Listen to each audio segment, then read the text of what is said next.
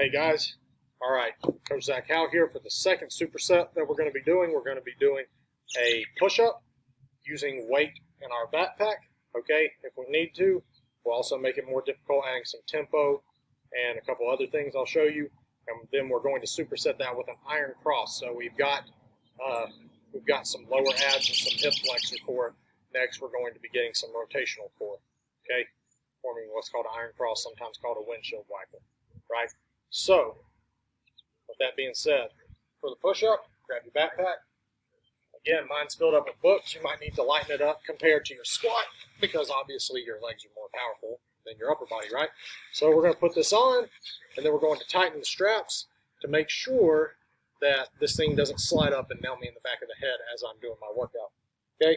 From here, we're just going to get on the ground in a push-up position, so our body's going to be in a nice straight line. We're not going to let our hips sag, and we're not going to push our butt up. And whenever we do our push-up, we're going to go straight up and down, right? We're not going to be like, go down and then push our hips up and then our head, or go down and push our head up and then our hips. It needs to be straight line. So you're going to have to engage your core.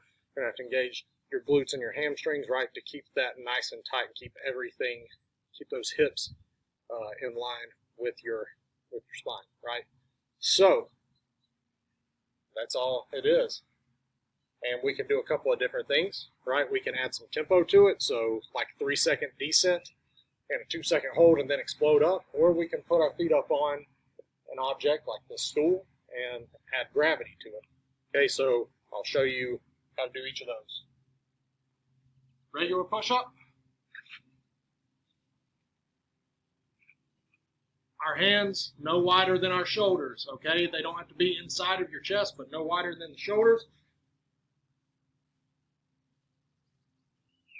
Make sense? If we want to make it hard, 1, 2, 3, hold, 1, 2, up.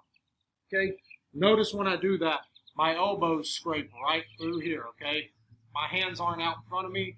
I've got it nice from my shoulder through my elbow to my wrist is a straight line.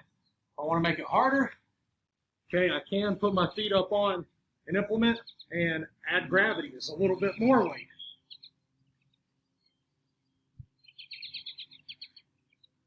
That also causes you to have to engage more core because obviously now this weight's really pushing those hips down.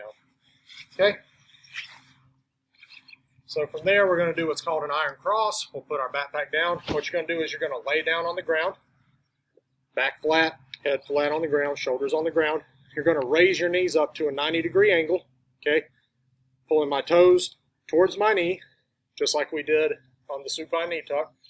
And then all we're going to do is we're just going to let those legs, our knees are going to be glued together. We're just going to let those legs fall to the side as far as we can, back up. Other side, back up.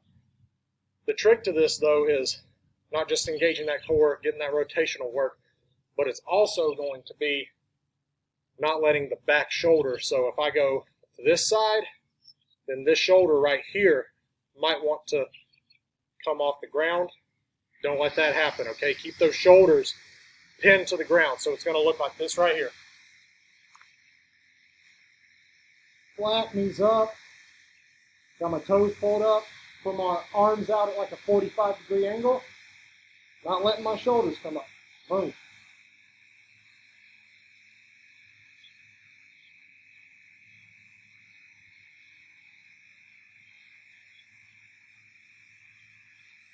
Another trick is, obviously, the reason why we say pull those toes to your knees is so that way you don't point your toes down and then your knees don't begin to sag because, you've lost that core stability and now your hips are starting to tilt. The way you can tell that is your lower back. If my hips start to tilt forward, what happens to my lower back?